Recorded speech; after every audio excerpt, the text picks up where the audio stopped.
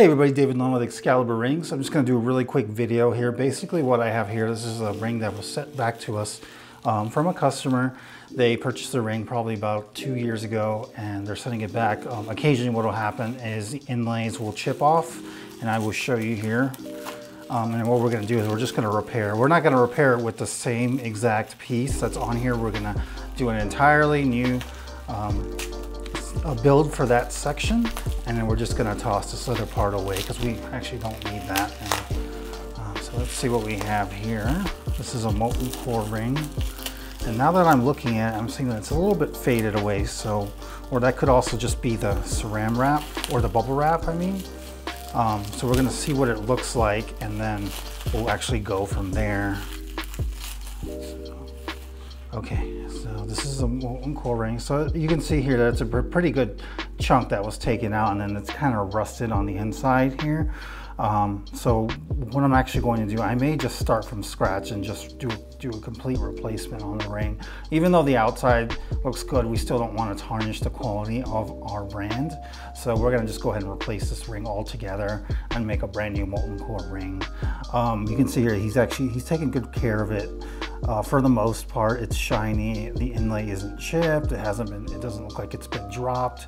I don't know what happened here. Occasionally this just happens. So we'll just chip everything off, and then we'll just make a brand new build. We're gonna need a larger mandrel. Take this one off, and I'm gonna replace it with a larger size. And for the record, this ring is a size 8. In there.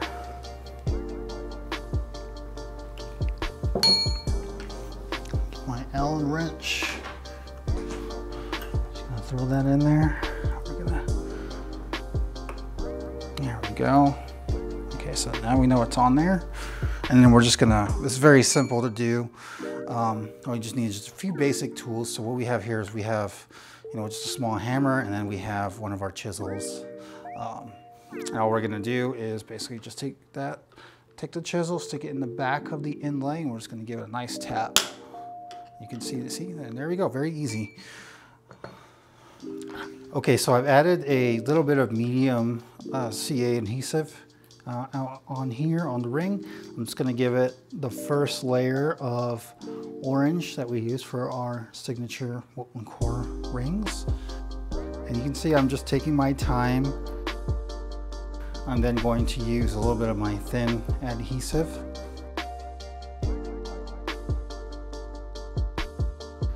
Just adding just a very basic layer of orange to the ring. And because it's so thin, like the name suggests, it works entirely through all of the powder and just gets everywhere. Okay, and then I'm just basically working in layers here.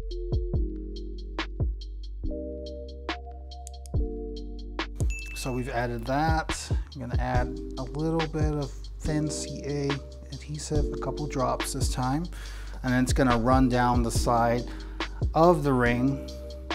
And then we just wanna quickly get our orange glow powder on there as fast as we can. Otherwise it creates stalactites, and then those cause problems. And so I just added our base, finishing the rest of our baseline.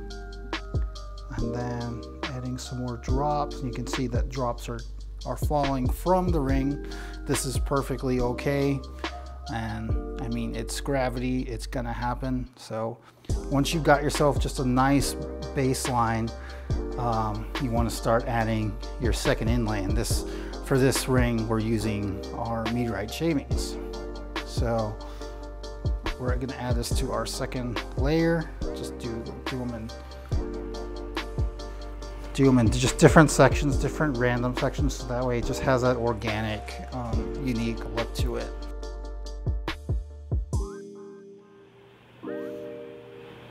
And again, you just want to move quickly because you've got glue that's just flying everywhere.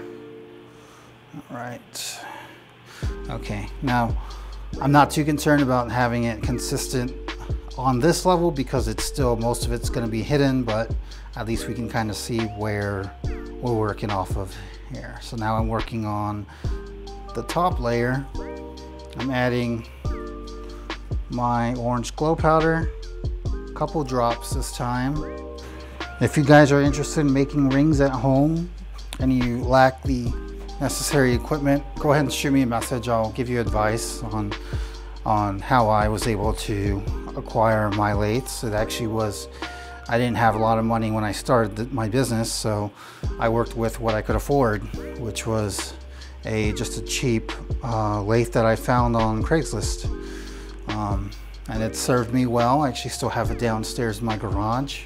We are actually working towards setting up our online supply store for artists and ring makers.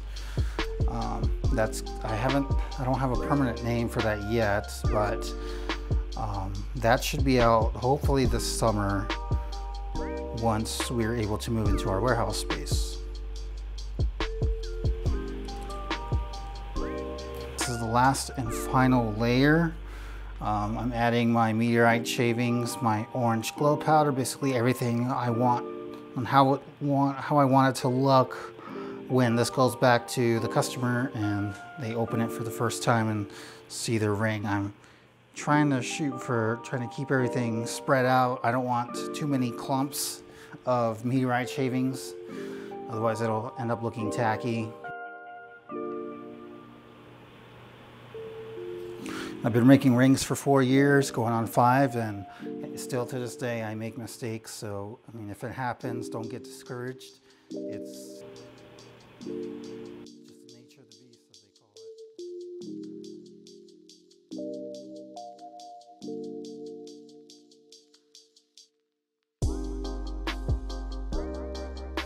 I'm just like ready to go.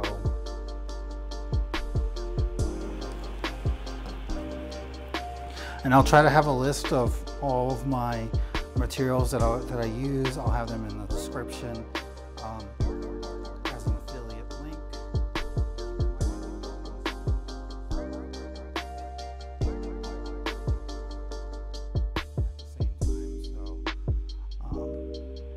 It's just a little, a little payment for my work.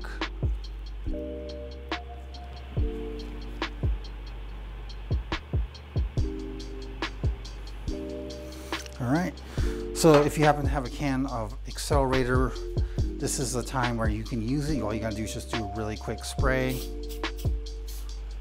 Okay, and then so basically what that does is that is going to dry the glue much faster than the standard factory setting for the adhesive, which is probably about 2 or 3 minutes, and it just brings it down to, it quickly dries it to about in about 5 to 10 seconds. I don't like to use a lot of Accelerator because with rings, what will happen is that it'll actually start to mess with the quality of the overall ring. So we like to spread those out.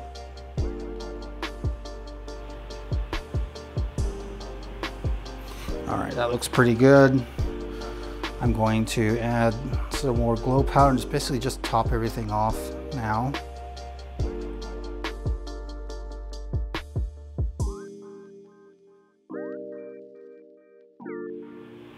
And this is where I want things runny because it's basically at the surface, and